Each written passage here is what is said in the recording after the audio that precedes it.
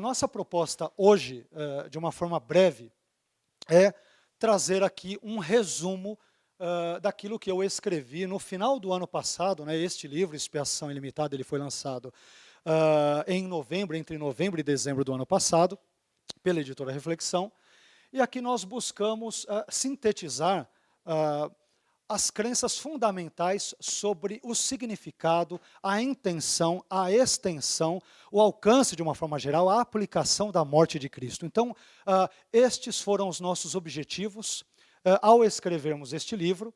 É um livro que tem 160 páginas, nós não o escrevemos de uma forma muito mais detalhada, porque a proposta da editora, quando fomos convidados, foi trazer um material que fosse, de certa forma, introdutório, não que fosse também simplista, vamos assim dizer, mas que tivesse uma certa profundidade no seu argumento, na sua argumentação, mas que possibilitasse a introdução dos leitores neste assunto, que é um dos pontos, um dos 5 pontos dos chamados facts, né, em inglês, dos 5 pontos do arminianismo. E eu quero, juntamente com vocês agora, e com a permissão de vocês, quero discutir aqui ou apresentá-los um resumo mesmo, daquilo que escrevemos neste livro. Como que o nosso livro foi organizado? Ele foi organizado em 4 partes com um apêndice, poderíamos então dizer que em 5 partes, que são as seguintes. Daqui a pouco eu vou passar em revista brevemente cada um desses pontos. Primeiramente, nós falamos sobre o conceito de expiação na Bíblia, tanto no Antigo Testamento, quanto na Septuaginta, que é a tradução grega do Antigo Testamento hebraico, escrita em torno do 3º ao 2º séculos antes de Cristo. E citamos também a Septuaginta porque a maioria das vezes, a maioria esmagadora das vezes, em que os autores neotestamentários fazem referências, alusões diretas ou indiretas ao Antigo Testamento, eles o fazem citando especialmente a Septuaginta, tá? A tradução grega, a mais famosa das traduções do Antigo Testamento hebraico, que é a Septuaginta, escrita entre 3º e 2º séculos antes de Cristo. Por isso que nós também a citamos aqui, ainda que brevemente. E depois, obviamente, terminamos por citar o conceito de expiação também no Novo Testamento, ok? Daqui a pouco eu vou falar um pouco mais detalhadamente sobre cada um desses pontos. Depois, o 2º capítulo do nosso livro é Teorias sobre a Expiação. Existem muitas teorias, eu busquei selecionar aqui apenas 6 delas, mas se vocês verem alguns outros livros, eles trarão 10, 11, 12, 13, 14 teorias. Mas, a meu ver, as teorias adicionais, elas são, guardadas as devidas proporções, elas são, de certa forma, desdobramentos destas 6 teorias. Por isso que, para não chover no molhado, ou para não querer ficar sendo redundante na minha fala, que eu optei por selecionar estas 6. Então, a recapitulação, a teoria do resgate pago a Satanás, do exemplo moral, especialmente relacionado ali com Pelágio e com os socinianos, daqui a pouco vamos falar um pouco mais sobre isso, a teoria da satisfação, relacionada a Anselmo de Cantuária, na sua obra Cur Deus Homo, porque Deus se fez homem, famosa obra anselmiana. Depois, a teoria da substituição penal, ligada a vários teólogos protestantes, mas especialmente a Calvino, tá? E, finalmente, a teoria governamental de Hugo Grossio. Depois, no 3º capítulo, nós falamos sobre a expiação em Armínio, na remonstrância e também nos cânones de Dort. No último capítulo, falamos sobre, buscamos pelo menos responder a essa questão dupla: a Bíblia ensina a expiação limitada ou a expiação ilimitada. E, finalmente, nós apresentamos um apêndice, buscando ver aquilo que alguns dos mais importantes pais da igreja, aqueles que sucederam os apóstolos no 1º século, os pais da igreja, eles vivem entre o ano 100 até o ano 600 ou 650 depois de Cristo. Talvez alguma outra literatura os catalogará ou classificará até o ano 700 ou 750, isso é um pouco debatido ou debatível, mas o que nós temos aqui em mente é mais ou menos do ano 100 até o ano 700 depois de Cristo. Então, nós separamos a opinião de 22 pais da igreja sobre a expiação, como eles viam a expiação. E de uma forma geral nós vemos que eles eram favoráveis ao conceito daquilo que hoje nós chamamos tecnicamente de expiação ilimitada. Obviamente eles não usaram essa nomenclatura que é recente, mas eles acabaram defendendo aquilo que hoje chama-se tecnicamente em teologia de expiação ilimitada. Bom, indo agora para cada um dos nossos pontos, né, de uma forma um pouquinho mais pormenorizada, quando for possível. Quando falamos do conceito de expiação na Bíblia, nós começamos pelo Antigo Testamento, e nós temos 3 termos principais. Para quem não sabe, a minha formação, eu sou graduado em teologia, tenho meu mestrado em teologia, e a ênfase do meu mestrado foi em teologia bíblica no Novo Testamento. E no doutorado, que eu recém concluí agora em abril pela USP, eu busquei me concentrar no Antigo Testamento ou na Bíblia hebraica. Então, sempre que vocês me verem ou ouvirem falar sobre qualquer assunto teológico, eu sempre buscarei falar primeiro sobre um elemento exegético ou bíblico. Porque, a meu ver, nenhuma teologia faz sentido se ela não partir da Bíblia, das Escrituras. Então, para mim, uma teologia, ela pode ser filosófica, qualquer outra área, até sistemática, mas ela tem que partir prioritariamente das Escrituras. Daí o porquê de começar citando estes elementos terminológicos. Então, nós temos 3 palavrinhas hebraicas, né? Você vai falar, isso aí parece grego, por enquanto não, agora é hebraico, né? E transliterado, obviamente, de uma forma simples, porque todos talvez não sejam versados no hebraico, e nem tem também, né, a obrigatoriedade de sê-lo para estar na palestra, mas, para facilitar, nós temos 3 palavrinhas, 3 verbos, né? Primeiramente, nós temos kafar, cujo significado básico é cobrir, proteger. Depois temos ali o verbo gaal, que tem um sentido básico de resgatar, remir ou libertar. E temos, por fim, o verbo hebraico padá, livrar, né? A ideia também de um livramento. Dentro destes 3 verbos, nós temos algumas subdivisões com 9 terminologias oriundas destes 3 termos, que nos ajudam a entender de uma forma mais ampla o espectro daquilo que significa expiação no contexto veterotestamentário. Primeiramente, em kafar, nós temos aqui o termo kiper, né? Aqui que é o termo que é usado para cobrir ou pacificar, fazer expiação. Então, quando Deus ele cobre o pecado de alguém, aqui é a ideia, ele expia, ele cobre o pecado no sentido de que nós, quando olhamos para o pecado, ou quando Deus olha para ele não o vê mais. Isto não quer dizer, obviamente, que Deus não seja onisciente, é uma figura de linguagem que aponta para o fato de Deus perdoar os pecados.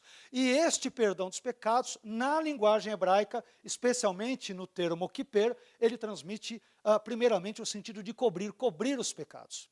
Deus cobre os pecados quando um sacrifício é feito, sacrifício esse estipulado por ele mesmo. É claro que não é o sacrifício em si que cobre os pecados, mas o fato de o crente, no caso do Antigo Testamento, o israelita, temer a Deus e obedecê-lo, que faz com que ele tenha ali o seu pecado perdoado por Yahvé, ou por Javé, ou pelo tetragrama, ou qualquer outro nome que possamos atribuir ao Deus da Bíblia, conforme retratado no Antigo Testamento. Então, kiper, depois nós temos o termo hebraico kaporet, propiciatório.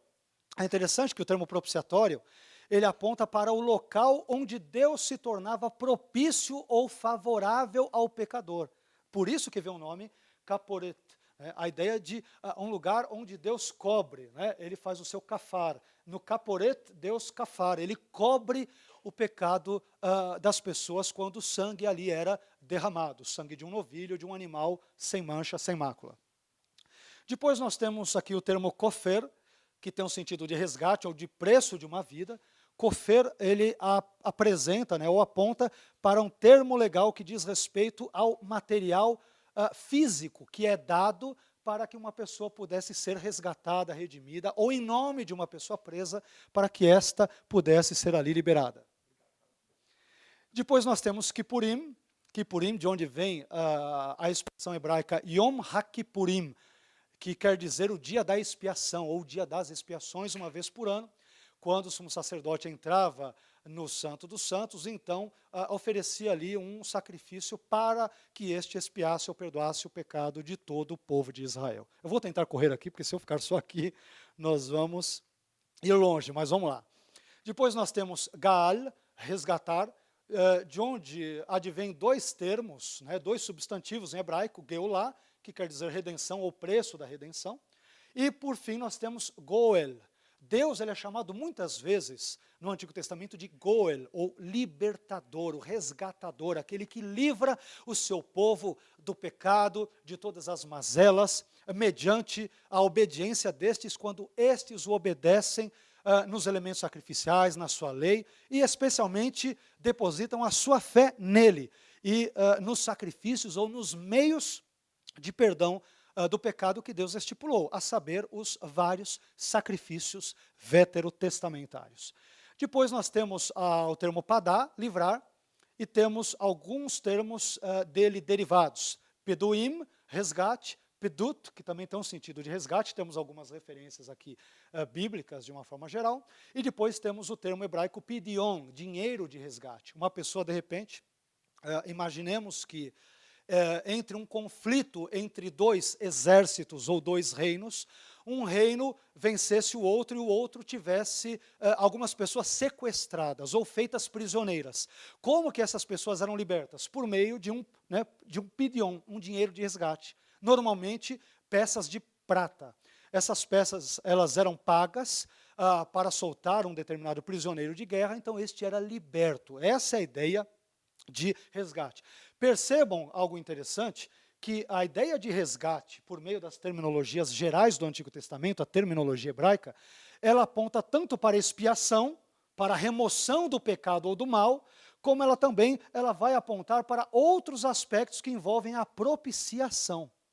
E aqui é que nós temos o nosso entendimento de expiação, e eu já vou adiantando aqui o que eu particularmente penso sobre expiação. A meu ver, expiação é uma palavra, é um conceito bíblico, nós já vimos que o conceito é absolutamente bíblico, mas a expiação é um termo que ele tem dois alcances, ou dois significados. De um lado, nós poderíamos dizer que expiação significa o ato de remover o pecado, obviamente do pecador. E por outro lado, nós vemos que a expiação ela também tem um sentido de você provisionar o perdão ou de propiciar a divindade irada, no caso, Deus. Então você remove o pecado e ao mesmo tempo você torna Deus favorável diante do pecador quando este recebe os benefícios do sacrifício sobre si. Então aí nós temos os sentidos básicos e fundamentais de expiação. Quando nós vamos para a Septuaginta, eu vou correr um pouquinho, que eu quero depois ver se eu me detenho mais em Armínio, senão nós vamos desfocar aqui o nosso assunto. Mas vamos lá. Nós temos 4 termos, especialmente aqui em grego, obviamente eu os coloquei de forma transliterada também para facilitar a nossa interação. E esses 4 termos, eles têm relação com o termo hebraico que eu citei no slide anterior, kiper, né? Ou com todos os termos oriundos do verbo hebraico kafar, citados aqui no primeiro quadrinho no slide anterior. Então, nós temos esse nome aqui que parece um palavrão, né? Exilaskomai, que quer dizer tornar-se propício, apaziguar ou expiar, que aparece algumas vezes na Septuaginta. Temos hilaskomai, que quer dizer também propiciar e apaziguar.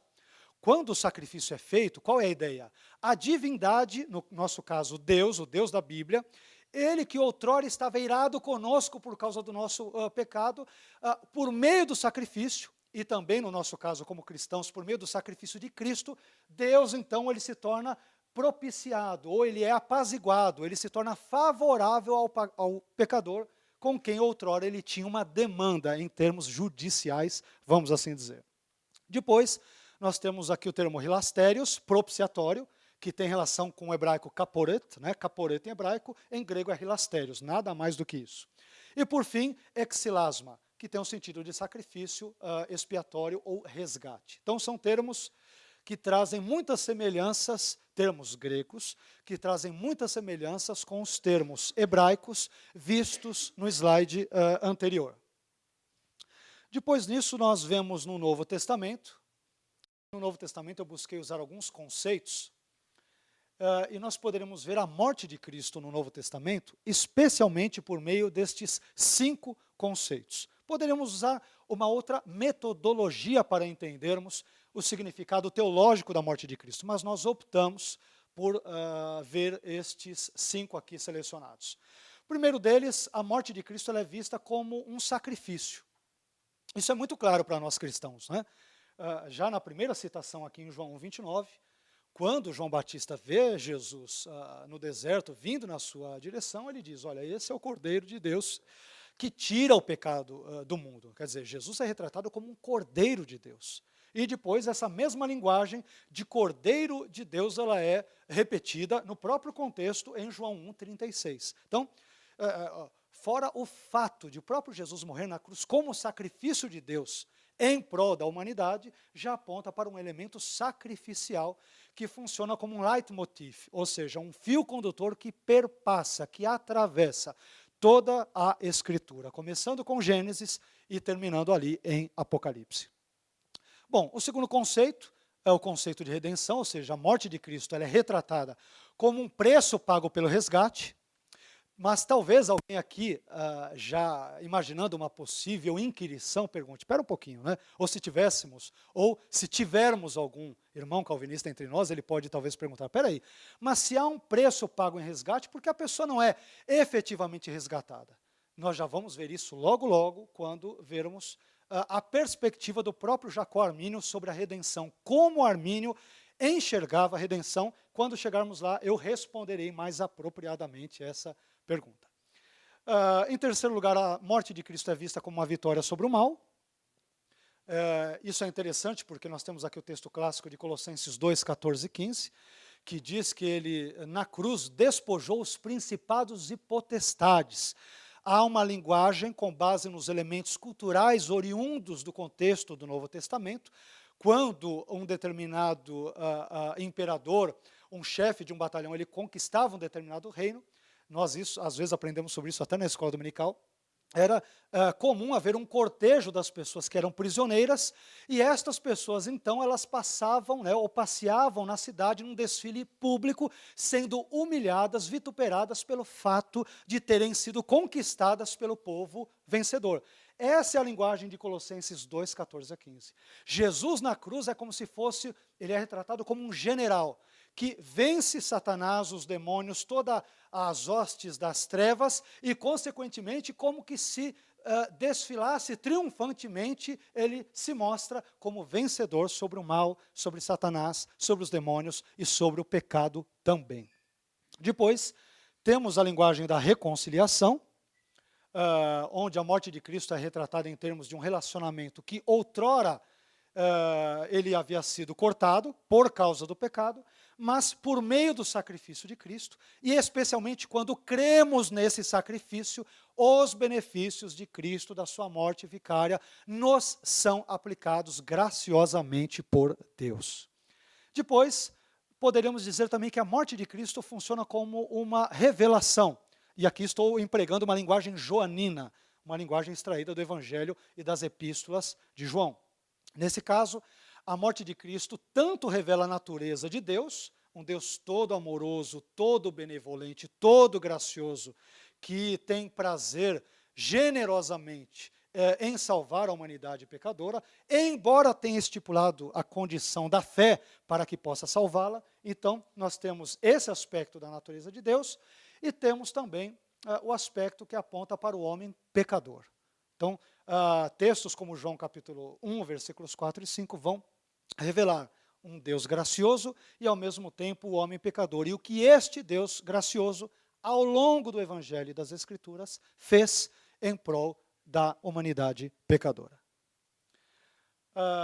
Bom, agora nós vamos entrar aqui nas teorias sobre a expiação. Algumas teorias eu vou tentar aqui passá-las um pouco mais brevemente, mas primeiramente a teoria da recapitulação. A teoria da recapitulação está relacionada aqui com Irineu, especialmente, não só com ele, mas com outros pais da igreja. E um dos textos clássicos de Irineu sobre isso, quero lê-lo aqui com vocês, é esse aqui, onde ele diz o seguinte, abre aspas: quando Cristo se encarnou e se fez homem, ele recapitulou em si toda a longa série dos homens, dando-nos em resumo a salvação, de forma que o que tínhamos perdido em Adão, isto é, a imagem e semelhança de Deus, o recuperássemos em Jesus Cristo. Aqui nós não concordamos com Irineu com o fato de o homem ter perdido a imagem e semelhança de Deus.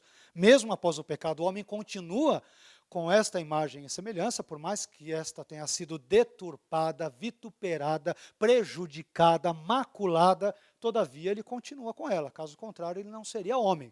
Seria um demônio, seria qualquer outro tipo de criatura, mas não seria um ser humano.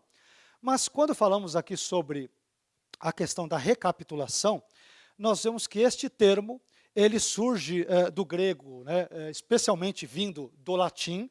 Primeiramente nós temos o latim recapitulatio, e depois nós temos o grego anakephalaioses, que é um termo que aparece 2 vezes apenas no Novo Testamento, em Efésios, em Romanos, e que aponta para o fato de que Jesus, ele reencabeçou, ou ele se tornou o novo cabeça da humanidade. Aonde o primeiro Adão desobedeceu a Deus e, portanto, foi punido, Cristo, Jesus, como o segundo Adão, por obedecer ao Pai, ele reúne toda a humanidade diante de si, possibilitando-lhe a salvação. Obviamente, esta salvação não é automática. Não estamos dizendo que Irineu tenha ensinado necessariamente o universalismo, mas quando nós estamos em Cristo, por meio da fé, então nós participamos dessa recapitulação que Cristo fez ao encarnar-se, ao viver e especialmente ao morrer por nós na cruz. Tudo bem, gente? Estou indo muito, muito rápido. Estou tentando aqui abreviar o tempo, porque nós começamos um pouquinho depois, né?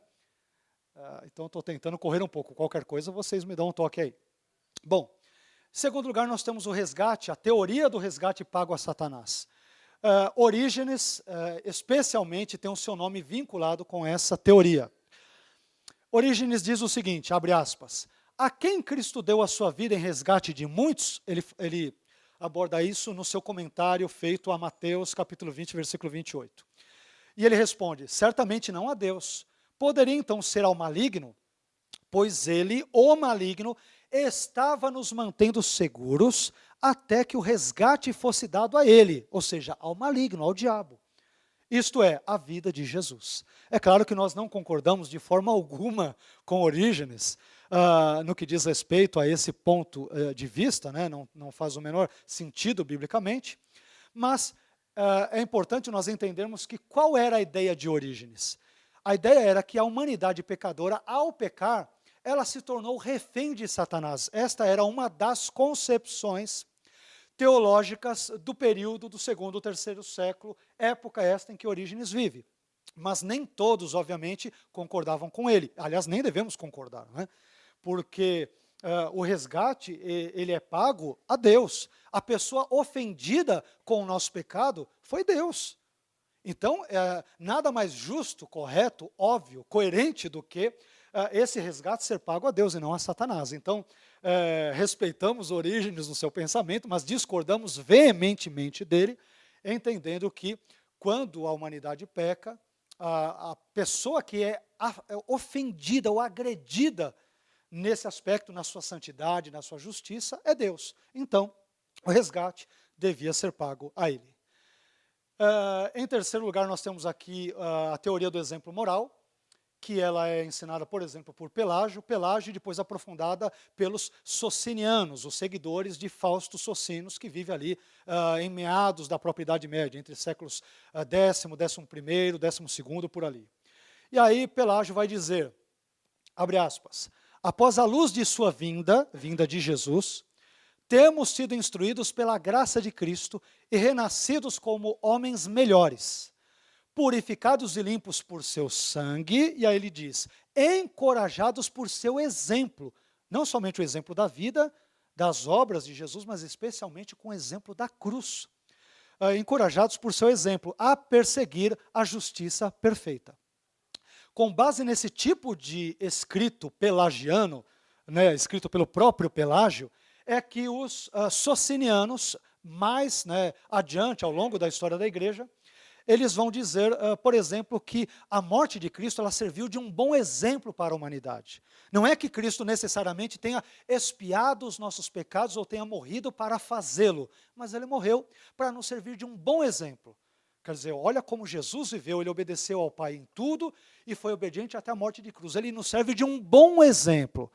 É óbvio que nós não podemos aceitar essa teoria, porque embora seja verdade que Jesus nos serviu de exemplo, todavia ele não morreu na cruz apenas para nos servir de exemplo, ele morreu na cruz a fim de perdoar os nossos pecados e de nos reconciliar com o Pai, reatando o relacionamento que outrora estava rompido por causa do pecado.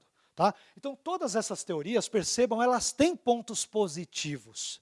Todavia, todas elas, se vistas isoladas, obviamente elas redundarão numa visão deficiente da morte de Cristo e até mesmo descambarão uma ou outra para um aspecto mais herético, assim digamos. Bom, depois nós temos a teoria da satisfação de Anselmo de Cantuária, que mencionamos aqui, que também vive entre os séculos 11º e 12º, e esse aqui é um trechinho extraído da sua famosa obra Cur Deus Homo, em latim, ou seja, Por que Deus se fez homem. Uma obra maravilhosa, se você não leu, você deve lê-la, né, para entender melhor como Anselmo via a expiação de Cristo. E para nós, arminianos, ou para aqueles que se simpatizam com o pensamento de Armínio, ou de repente não aceitam, mas querem estudar com mais detalhes, estudiosos como Roger Olson vão dizer que a visão de Armínio era uma variação da teoria da satisfação de Anselmo. Tá? Então, a concepção de Jacó Armínio da expiação, como ele via o significado da expiação, Roger Olson, que é um dos maiores estudiosos da teologia arminiana, ele vai dizer que é uma variação do pensamento de Anselmo. E Anselmo diz o seguinte, abre aspas, ele, Jesus, ofereceu espontaneamente ao Pai sua vida e satisfez pelos pecadores o que não devia por si mesmo. Claro, não devia por si mesmo porque ele não tinha nenhum pecado. E aqui nós concordamos com Anselmo, sem a menor dúvida. Anselmo às vezes é criticado porque ele não criou uma conexão óbvia entre o conceito de satisfação e a ideia de que Jesus, pela sua morte, efetivamente removeu os pecados na cruz. Por causa dessa falta dessa conexão necessária ou mais clara, é que alguns críticos do pensamento anselmiano acabam descartando esse tipo de perspectiva expiatória. Né? Mas vamos lá. Eu até gostaria de comentar mais, mas eu peço a vocês perdão, porque como nós temos que avançar em outros pontos, e eu não quero, obviamente, deixar de falar sobre Armínio, que é o nosso foco central desse segundo congresso da teologia arminiana. Estamos dando apenas os prolegômenos, né? Apenas um elemento introdutório, mas calma que já vamos chegar em Armínio. Depois temos a substituição penal, que ela é seguida por muitos protestantes, mas é idealizada especialmente por Calvino. Tá? Calvino ele fica impressionado com a concepção da teoria da satisfação de Anselmo, e Calvino, que estudou direito, ele acaba elaborando um pensamento expiatório que seja voltado para a questão da jurisprudência. A área dele era essa, então ele acaba associando a algo que era fruto do seu elemento vivencial a um elemento teológico sobre expiação. Calvino vai dizer nas Institutas, abre aspas, Cristo interveio como intercessor, tomou a penalidade sobre si, aqui um conceito do direito, a penalidade sobre si, e a suportou, embora ela fosse merecida com justiça pelos pecadores. Perceba que a linguagem é anselmiana. Claro que ele usa mais a ênfase aqui na ideia da penalidade. Anselmo usa a linguagem da satisfação, mas o linguajar ele é muito próximo, é muito aproximado ao linguajar do outro. E não precisamos dizer que a maioria esmagadora dos protestantes, dos cristãos, acabaram aceitando essa visão, não somente de Calvino, como de muitos teólogos protestantes, como também a explicação anselmiana que vimos no slide anterior.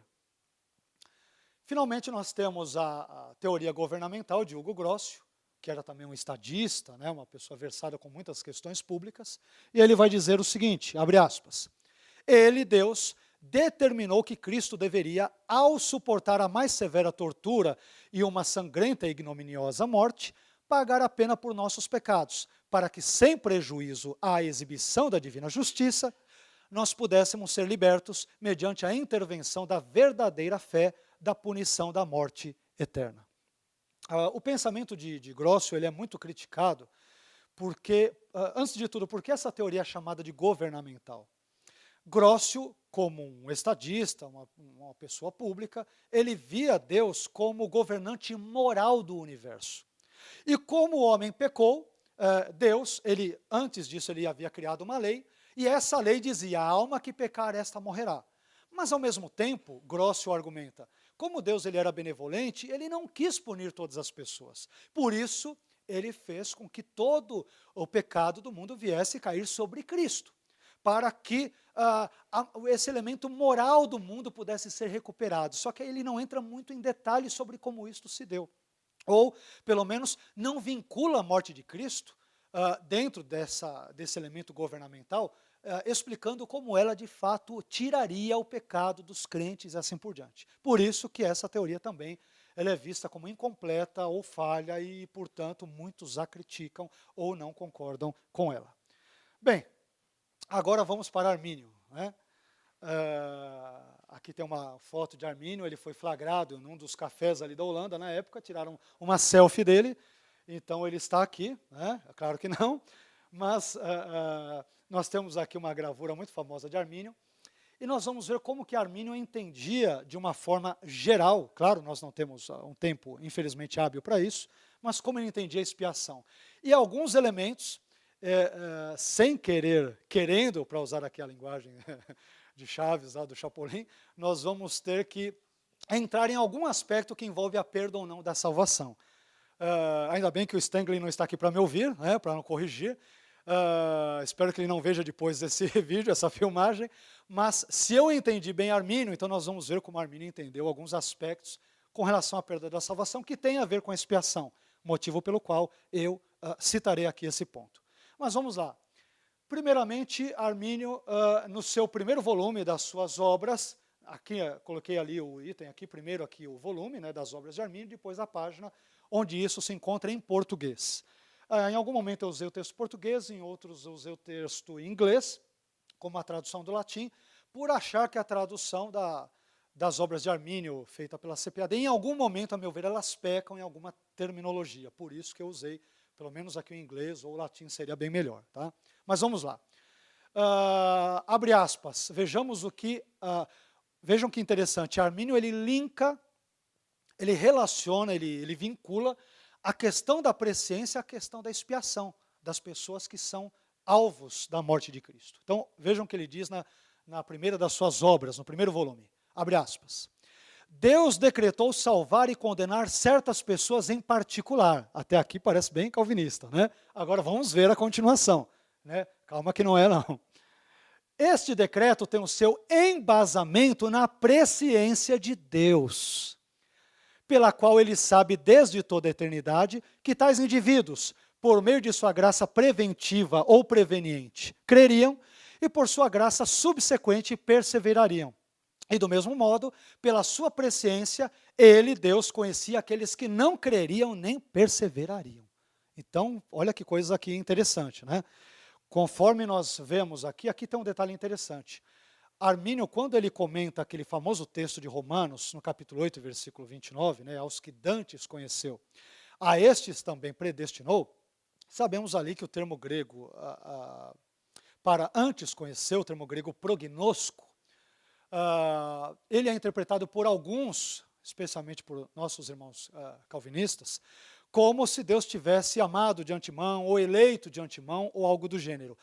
Agora nós temos algo interessante. Sempre que nós analisamos o termo grego prognosco, que aparece 5 vezes no Novo Testamento, aparece, se não me falha a memória, mais 2 vezes no livro apócrifo de sabedoria, e mais uma vez, pelo menos, no Pastor de Hermas, sempre o sentido básico, fundamental, primevo do termo grego prognosco é saber ou conhecer de antemão.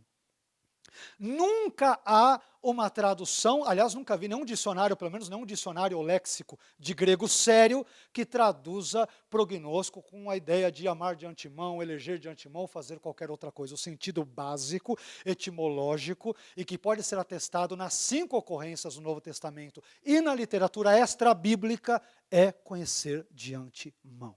Tá? Estou partindo primeiro da exegese para depois vermos a questão teológica. Então aqui nós temos um ponto importante.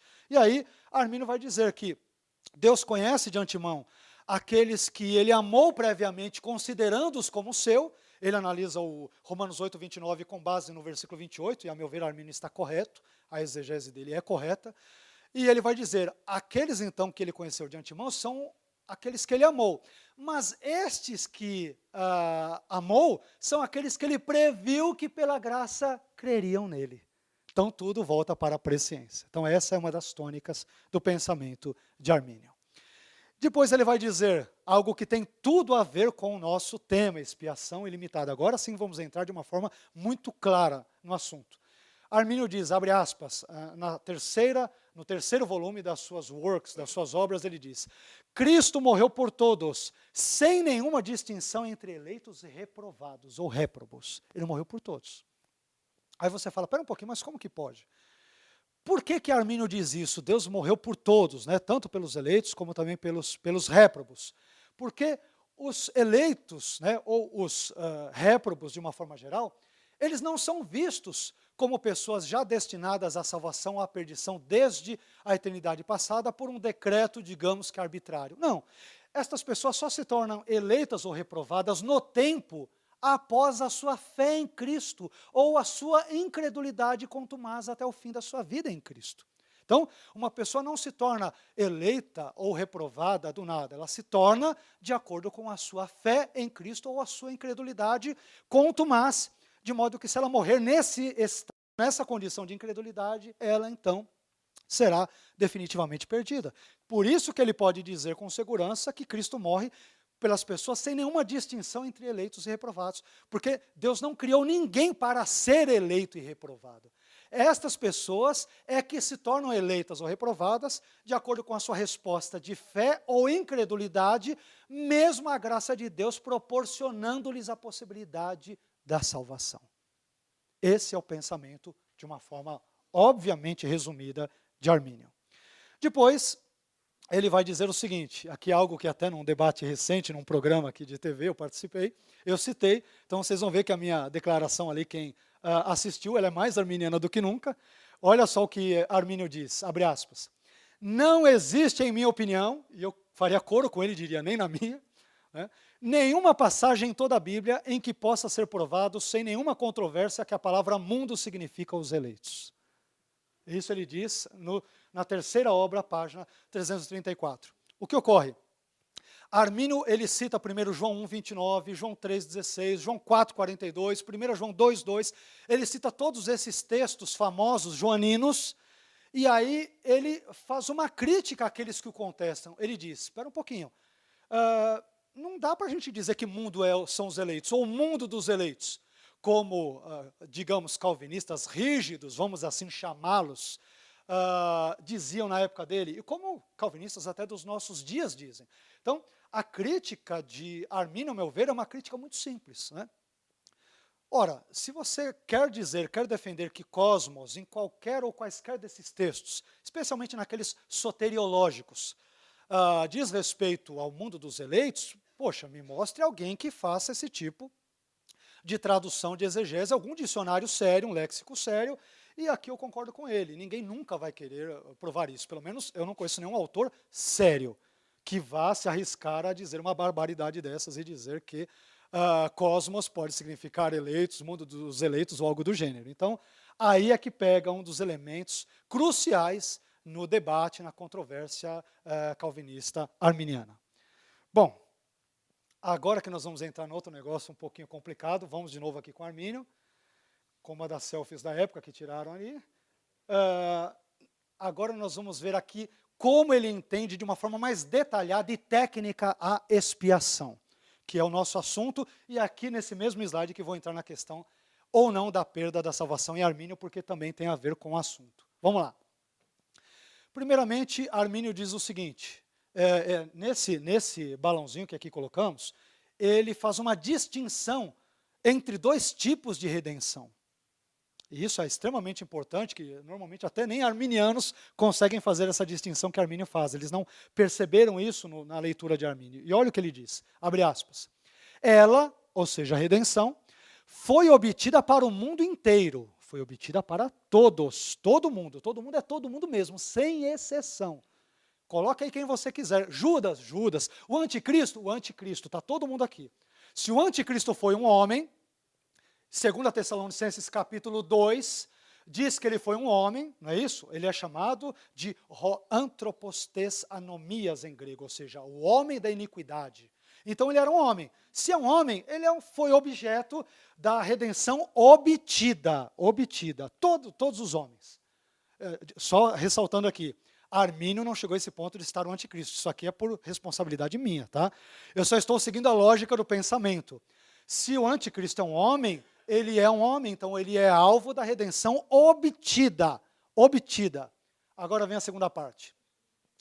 A redenção foi obtida para o mundo inteiro e para todos e cada um dos homens, mas ela foi aplicada apenas aos fiéis ou crentes. Aqui eu coloquei crentes entre colchetes, porque a tradução da CPAD traz fiéis, e ao meu ver não é uma boa tradução, porque fiéis dá margem para entender outras coisas. Aqui, a ideia até do inglês é believers, né? Crentes, não necessariamente fiéis. Então, esse quadrinho vai deixar bem claro. Armínio distingue redenção obtida e redenção aplicada. A redenção, a morte de Cristo como redenção na cruz, ela é obtida para toda a humanidade. Olha lá, o mundo inteiro e para todos e cada um dos homens, todos, sem exceção. Então, ela é obtida para todos. Daí a ideia da expiação ser ilimitada na sua intenção e extensão. Agora, na aplicação, ela envolve todos? Não. Armínio vai dizer, ela só é aplicada para os fiéis. Entenda-se aqui, crentes e eleitos. Só que aqui tem um detalhezinho que eu já estou entregando já o ouro. Armínio diz crentes e eleitos. Ele cita duas classes de cristãos. E isso tem a ver com a ideia da perda ou da segurança da salvação. Olha que interessante, ele fala crentes e eleitos. Espera aí, os crentes não são eleitos? Os eleitos não são crentes? Então, embora para Armínio os eleitos sejam crentes, os crentes não são necessariamente eleitos. Isso é uma característica, uma peculiaridade do pensamento de Armínio. E olha só o que ele vai dizer. Como diz o outro, para não ficar nas minhas palavras, vamos ver o que Armínio diz. Aqui eu estou usando primeiramente a versão em inglês, e depois, na página 284, que corresponde em português na página 350, porque a tradução em inglês está melhor do que a de português. Olha o que Armínio diz. Crentes e eleitos não são corretamente tidos pelas mesmas pessoas. Ele está dizendo, não são iguais. Crente é uma coisa, eleito é outra. Olha só que interessante. E aí tem um detalhe que vai entrar na perda da salvação. Se formos seguir a lógica, Armínio defendia a possibilidade da apostasia, estou entrando numa área que não é a minha, o Dr. Stenglen falará sobre isso amanhã. Se eu compreendi bem Armínio, então os crentes podem perder a salvação. Agora os eleitos não. E por que os eleitos não podem? Lembrem-se do que nós vimos no slide anterior, eu estou sendo coerente com o pensamento de Armínio. Se as pessoas são eleitas com base na fé prevista, Deus previu que elas creriam em Cristo pela graça preveniente, e pela mesma graça Deus previu que elas permaneceriam crentes até o fim, essas pessoas não podem perder a salvação. Ok? Seguindo a lógica do pensamento de Armínio. Então, eleitos não podem perder a salvação. Quem pode perder, diria Armínio? Os crentes. Por que os crentes podem perder a salvação? Porque Deus previu que eles creriam em Cristo pela graça, mas não previu que permaneceriam crendo até o fim de suas vidas. Ok? Então nós temos essa distinção entre crentes e eleitos. Eleitos, obviamente, não tem como perder a salvação. Se eles foram eleitos pela presciência, Deus previu que creriam e que permaneceriam crendo até o fim. Não tem como perder. Ok, o raciocínio é correto. Agora, e aqueles casos em que as pessoas perdem a salvação Nós temos vários textos na Bíblia, né? Hebreus 6, 4 a 6, 1 Timóteo 4, 1, muitos apostatarão da fé. Se alguém apostata da fé, é porque um dia ele esteve na fé. Ninguém apostata de algo no qual ele nunca esteve. Aqui é que caberia a ideia dos crentes. São crentes verdadeiros, creram realmente em Cristo, mas não permaneceram, não prevaleceram na sua fé em Cristo. Portanto, Deus não os pré-conheceu como permanecendo e, portanto, não foram eleitos. É a lógica resumida do pensamento de Armínio. Não sei se o Dr. Stenglen amanhã ele entrará nesse aspecto, se ele fará essa distinção, mas se eu não entendi mal Armínio, aqui é que nós temos uma dica bem interessante, uma particularidade bem interessante do pensamento dele. Bom, na remonstrância, eu vou tentar aqui correr mais um pouco. Aqui eu só estou citando o segundo artigo da remonstrância, os remonstrantes que foram os herdeiros intelectuais e espirituais do legado deixado por Armínio. Os remonstrantes, de uma forma geral, eles seguiram à risca o pensamento de Armínio. Vocês vão ver isso pelo postulado deles, pela proposição filosófico-teológica deles. E olha o que eles dizem. Cremos que, em concordância com isto, eu coloquei entre parênteses para explicar aqui, ou seja, em concordância com o primeiro artigo da remonstrância, segundo o qual Deus estabeleceu um plano eterno e imutável de salvar ou não, com base na fé e incredulidade previstas, acabamos de ver isso no slide anterior. Então, cremos em concordância com isto, que Jesus Cristo, o Salvador do mundo, morreu por todos e cada um dos homens. Aí a ideia da extensão da expiação. Ele morreu por todos os homens, mulheres, indistintamente. De modo que obteve para todos, mas olha o que ele diz, obteve. Lembra a redenção obtida, redenção aplicada. A obtenção é para todos, a aplicação é só para os que creem. Por isso que a gente não pode perder a linguagem dos remonstrantes. Então, morreu por todos e cada um dos homens, de modo que obteve para todos, sem exceção, por sua morte na cruz, reconciliação e remissão dos pecados. Só que todos estes são salvos? Não, Armínio continua. Contudo, de tal modo que ninguém é participante desta remissão, o pensamento de Armínio revinculado aqui com a visão dos remonstrantes, ninguém é participante desta remissão, senão os crentes, aqueles que creem. Isso é tão interessante, se vocês me permitem uma observação de cunho exegético aqui, João 3,16 fala muito mais do que nós muitas vezes lemos nele. O famoso texto de João 3,16, famoso desconhecido texto de João 3,16. Nós o citamos, mas não entendemos exatamente o que ele diz. Quando João diz lá, porque Deus amou o mundo de tal maneira, deu seu Filho unigênito, para que todo aquele que nele crê não pereça, mas tenha vida eterna. Aquele que nele crê, ou que crê em grego, é uma expressãozinha grega, hopisteuon, que aparece ali num tipo de tempo verbal que aponta para uma continuidade da ação. Isso poderíamos traduzir de uma forma bem literal o seguinte: para que todo aquele que continuamente nele crê, não pereça, mas tenha vida eterna. Não sei se você já prestou atenção, mas João 3,16 é mais arminiano do que nunca. Né? Não é só aquele que crê, para aquele que continuamente crê nele, não pereça, mas tenha vida eterna. Olha só. Estou falando de exegese do grego. Se você duvida, leia a gramática de Daniel B. Wallace, que é um gramático calvinista. Ele vai dizer que em João 3,16, hopisteum, ele está num tempo verbal que aponta para uma ação contínua. Ou seja, os que são salvos efetivamente, não é só quem creu uma vez lá e do nada se desviou, para usar o nosso linguajar, ou se apostatou. Não, é aquele que continuamente crê pela graça de Deus. Ok? Então vamos lá, só um tira-gosto exegético. Bom, vou tentar aqui correr, vamos lá. Eu não sei se o Wellington está aí para aí, acho que eu posso ir até 8h30, será que eu posso? Bom, vamos lá. Então, vamos lá, qualquer coisa, posso, depois eu apanho vocês, né? Vamos lá. Gente, por enquanto está dando para entender em geral, eu às vezes estou correndo um pouquinho, até porque nós começamos um pouco atrasado, por isso que eu estou correndo, me perdoem, tá? Por isso que eu estou atropelando alguns assuntos, infelizmente, para querer privilegiar outros, tá? Bom, Cânones de Dort, que é um documento contra-remonstrante, que vai buscar criticar ali os elementos de Armínio, o pensamento de Armínio, dos seguidores de Armínio, dos remonstrantes. Os Cânones de Dort, eles vão dizer primeiramente no capítulo 1 e artigo 6, olha só um detalhe que nós arminianos vemos como uma gritante contradição. Olha o que ele diz primeiro.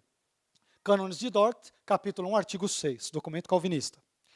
Deus nesta vida concede fé a alguns, enquanto não concede a outros. Até aí, vamos lá. Aí depois no capítulo 2, artigo 6, no capítulo seguinte, primeiro disse, Deus nesta vida concede fé a alguns e não concede a outros. Em seguida, capítulo 2, artigo 6, olha o que vai dizer. Por que alguns que ouvem o evangelho não creem? A resposta está lá, né? Já disse lá que ele dá fé para uns e outros não. A resposta. Muitos que têm sido chamados pelo evangelho, a chamada geral, não se arrependem nem creem em Cristo, mas perecem na incredulidade. Sim, e daí? E o que mais? Isto não acontece por causa de algum defeito ou insuficiência no sacrifício de Cristo na cruz, mas por culpa deles próprios. Espera aí, você não me deu fé, você não me deu capacidade para crer, não derramou a sua graça irresistível sobre mim, a culpa é minha? Espera aí, mas deixou claro, ele concede fé a alguns e não concede a outros, e depois a culpa é deles próprios. Como assim? No dia do juízo, Deus, o Senhor não me deu a graça preferente, a culpa é minha, mas, desculpe, mas o Senhor está um pouquinho contraditório, me perdoe, mas esse retrato da divindade é um pouco contraditório. O Senhor não me dá e a culpa é minha por não ter tido aquilo que o Senhor não me deu. Legal isso, né? Bem interessante. Agora, aqui nós temos um argumento da insuficiência no sacrifício de Cristo. Armínio rebate isso. Normalmente vocês já ouviram uma frase muito gasta, típica dos nossos queridos irmãos calvinistas, que dizem o seguinte, que a morte de Jesus é suficiente para todos, mas é eficiente apenas para os eleitos, né? Cansamos de ouvir isso. Esse argumento é absolutamente falacioso. E sabe quem desmonta a falácia? É o próprio Armínio. Olha o que Armínio diz. Porque quando você ouve, é suficiente para todos, você espera, se é suficiente para todos, então Jesus morreu por todos. Na lógica de Armínio, o suficiente é aquilo que é dado para todos. Se não é dado para todos, não pode ser suficiente para eles. E olha o que ele vai dizer.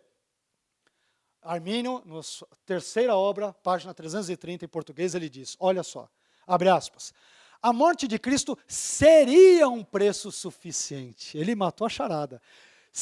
Seria um preço suficiente pelos pecados do mundo inteiro, se Deus tivesse desejado que ela fosse oferecida para todos os homens. Mas não é o que um calvinista diz. O calvinista consistente, ele jamais aceita que Jesus tenha morrido por todos. Alguns tentam dizer que sim, como Carson, como Piper, de uma forma inconsistente, tentam, por meio de um artifício semântico, dizer que sim, mas o calvinismo consistente vai dizer não, ele não morreu por todos. E aqui Armínio diz, espera um pouquinho, seria suficiente se ele tivesse morrido por todos. E ele vai concluir, pois se ela, a morte de Cristo, não é um resgate oferecido e pago para todos, na verdade não é um resgate suficiente para todos, pois o resgate, conclui Armínio, é aquilo que é oferecido e pago. Se ele não ofereceu para todos, como que foi pago por todos? Como que é suficiente para todos? Imagine você, e agora eu que estou usando uma ilustração minha, simples, não simplista, mas imagine você 10 pessoas que estão acamadas num leito de hospital. Essas 10 pessoas, para se verem totalmente curadas e não morrerem, precisam, cada uma das 10, de 1 litro de sangue. Aí você imagina alguém que chegue ali e tem os 10 litros de sangue, 1 litro para cada uma das 10 para que estejam curadas, libertas ali daquela enfermidade. E aí você tem isso, mas você dá só para 5. Você tem ali a suficiência, você tem os 10 litros, mas você dá só para 5, mas depois diz que deu para os 10. 5 morreram. 5 não receberam o seu sangue. Não, mas era suficiente para eles. Era suficiente, você não deu. Você guardou o sangue no armário, você guardou lá no ambulatório, você não deu para eles o sangue. E depois eles serão culpados por não responderem em fé a um sangue que nunca foi intencionado ser derramado por eles? É a lógica de Armínio, e a meu ver a lógica dele é simples e perfeita. Então é nesse sentido que ela é a morte de Cristo. A redenção é obtida para todos, mas só é aplicada em alguns. Em quem? Naqueles que creem pela graça de Deus. Bom, já estou aqui no finalzinho. Nós temos alguns versículos usados pelos nossos irmãos calvinistas para provar a expiação limitada. Depois, se você quiser ver mais, por favor, leia o meu livro, né? Lá tem mais exemplos, não tão aprofundados assim, porque, como eu disse na introdução desta nossa fala, desta palestra, o propósito, quando fomos convidados pela editora Flexão, foi trazer uma obra de cunho mais introdutório. Então, eu não pude ali tratar, nem foi o objetivo tratar com a profundidade que eu poderia, ou desejaria, ou gostaria, né? Mas, pelo menos introdutoriamente, você, creio eu, encontrará muitos elementos ali importantes e interessantes. Mas vamos lá. Eu separei aqui 4 dos versículos mais usados. Poderíamos citar outros, mas separei esses 4 aqui. Vamos lá. João 10,15. Assim como o Pai me conhece a mim, e eu conheço o Pai e dou a minha vida pelas ovelhas. João 10,15. Depois, João 15,13. Ninguém tem maior amor do que este, de dar a alguém a própria vida em favor dos seus amigos. Depois, Efésios 5,25. Maridos, amai vossa mulher, como também Cristo amou a igreja e a si mesmo se entregou por ela, né, pela igreja. Depois, nós temos, por fim, aqui, João 17,9. É por eles que eu rogo, pelos discípulos, Jesus diz.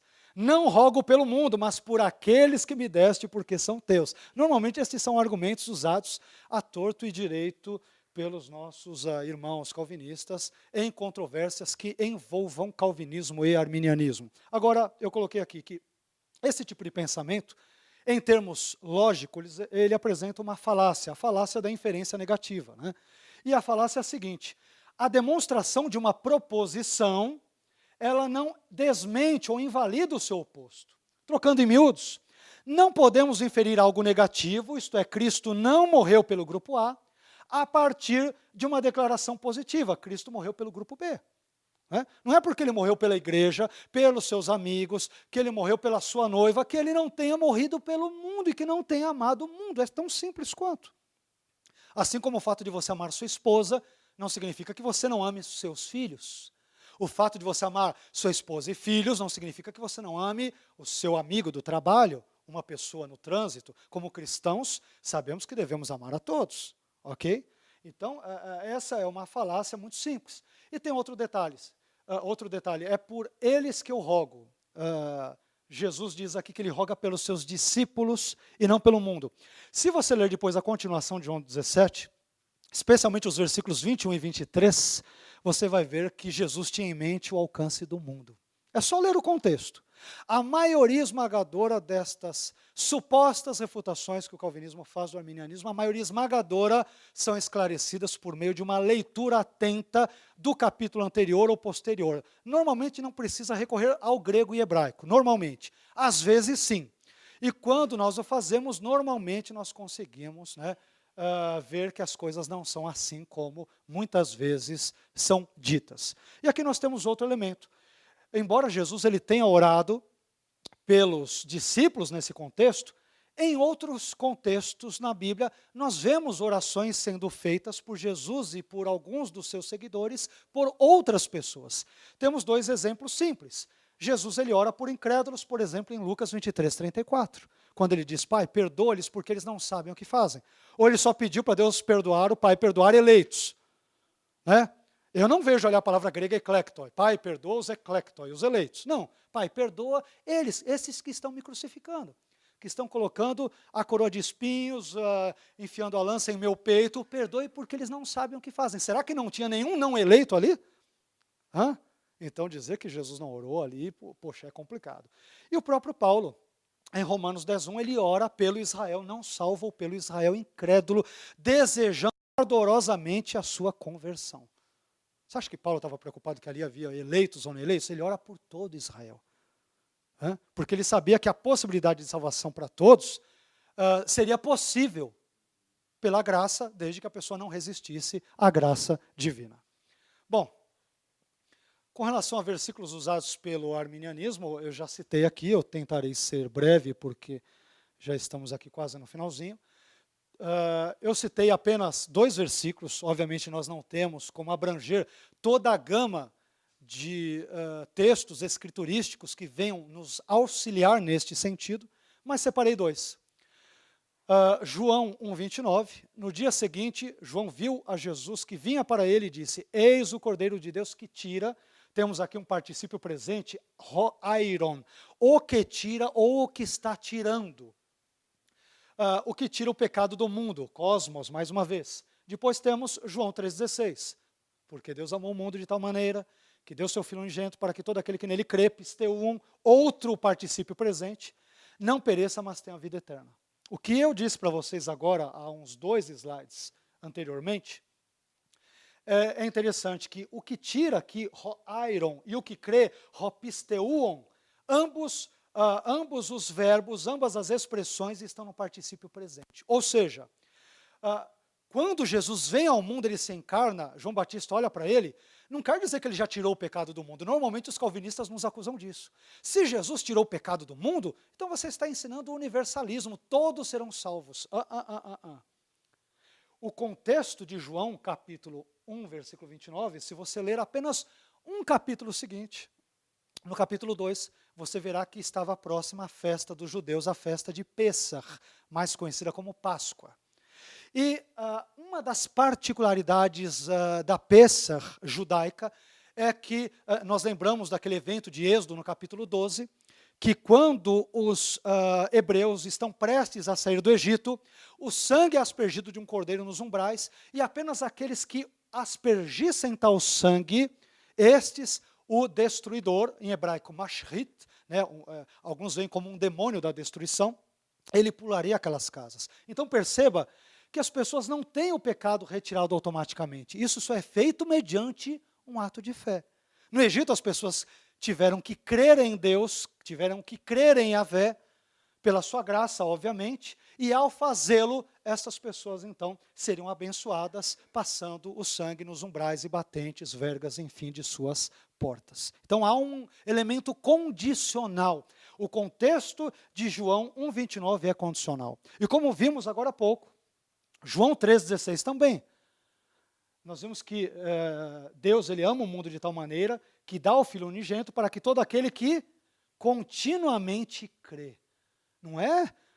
Você ouve um dia a mensagem do Evangelho, creu, e mais para frente você, por N motivos, apostata da fé, que você foi eleito, diria Armínio. Então a ideia aqui do texto grego, hopisteuon, é aquele que continuamente crê. Deus morre e ele salva especialmente aqueles que continuamente creem nele e no sacrifício expiatório, vicário, substitutivo, fornecido pelo seu Filho na cruz. Ok? Então aqui nós comentamos estes.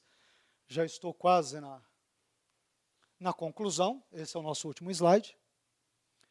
E aqui eu quero terminar seguindo aquilo que nós nos propusemos a escrever no nosso livro sobre expiação ilimitada. Eu quero citar um calvinista aqui no final, John Davenant, que foi um bispo calvinista, versado na história da igreja e nos pais da igreja. E por que a opinião de John Davenant é importante para o nosso assunto da expiação ilimitada? Porque ele esteve presente no Sínodo de Dort, em 1618, era calvinista, versado na história da igreja, nos pais da igreja, esse período que eu lhes disse no início da minha fala, que compreende aproximadamente os anos 100 até 650 ou 700 depois de Cristo. E aí, John Davenant vai dizer o seguinte, abre aspas, pode ser verdadeiramente afirmado, um calvinista falando, que esteve presente no Sínodo de Dort, pode ser verdadeiramente afirmado que antes da disputa entre Agostinho e Pelágio, lá quarto, quinto século, que aliás será fruto da fala do meu querido sucessor agora, não havia nenhuma dúvida concernente à morte de Cristo. Dúvida no que diz respeito ao quê? Se ela devia ser estendida a toda a humanidade ou ser confinada somente aos eleitos.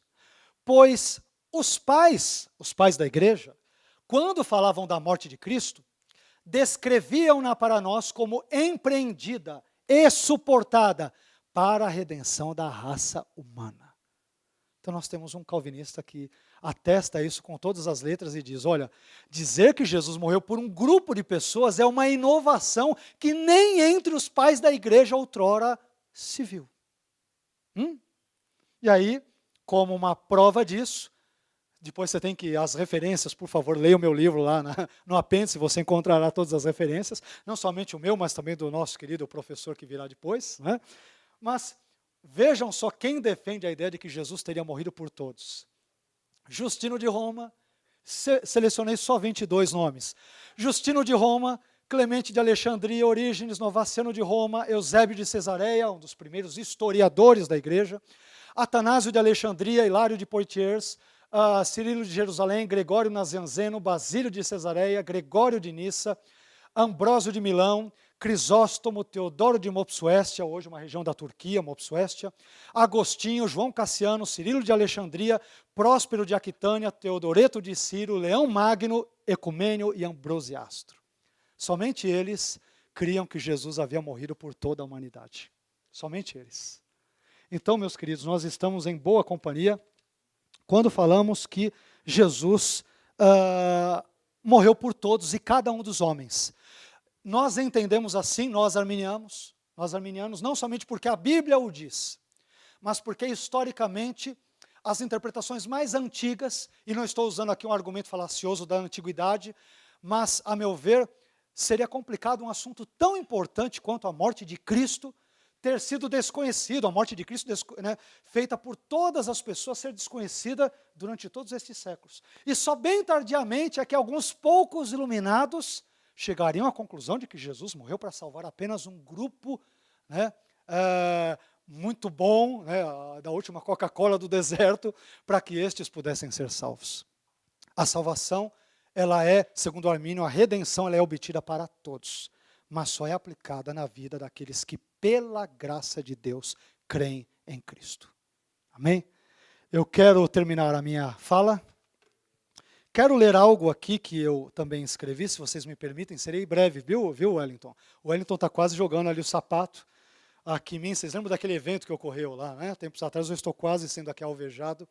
Mas eu quero ler algo simples, que eu escrevi é um trecho de um prefácio de um livro, que será lançado em breve, mas não vou falar muitos detalhes, mas que tem a ver um pouco com o arminianismo, a recém-história do arminianismo construída no Brasil. E editoras como a Reflexão têm tido um peso muito grande nisso, por isso que eu quero parabenizar em público aqui a figura do Wellington Gomes, a Carol Dias, que não está aqui, mas a editora Reflexão, pelo grande apoio que tem dado para o crescimento do pensamento da teologia arminiana no nosso solo tupiniquim, solo brasileiro. Mas eu quero ler o seguinte, e em seguida estarei concluindo, passando para o Wellington. Em 1972, o americano Edward Norton Lawrence escreveu um artigo científico intitulado "Será que o bater das asas de uma borboleta no Brasil desencadeou um tornado no Texas?" Tal pensamento deu origem àquilo que ficaria conhecido posteriormente como efeito borboleta. Isto é, o conceito de que o simples bater das asas de uma borboleta em uma determinada localidade do planeta pudesse provocar um tufão do outro lado do mundo. Em resposta à pergunta formulada por Norton, confesso que não saberia dizer ao certo se o bater das asas de uma borboleta no Brasil teria desencadeado ou não um tornado no Texas. Mas sei dizer que entre os séculos XVI e XVII, uma borboleta bateu as suas asas na Holanda. E aquilo que era inicialmente apenas uma suave brisa, atravessou o oceano, percorreu os séculos, adquiriu força e, num incrível desenvolvimento espaço-temporal, chegou até o Brasil como um furacão, atendendo hoje pelo nome de arminianismo. Senhores, não sei se vocês acreditam ou não, mas eu acredito. O arminianismo, que já vem desde o século XVI, ali 17 com Armínio, é um pensamento teológico que veio para ficar. É uma proposta teológica e soteriológica, a meu ver, mais condizente com as Escrituras do que o calvinismo, embora respeite absolutamente os meus queridos irmãos calvinistas no seu direito de esposar as suas crenças. Mas que bom que um dia uma borboleta bateu as asas e esta suave brisa nos alcançou de modo que pudéssemos realizar hoje aqui, ainda que incipientemente, esse segundo Congresso de Teologia Arminiana no Brasil, especialmente em São Paulo. Quero agradecê-los por emprestarem bondosamente os seus ouvidos e espero que, de alguma forma, tenha contribuído de algum modo para este assunto. E não esqueçam, por favor, de comprar o livro. Muito obrigado a todos.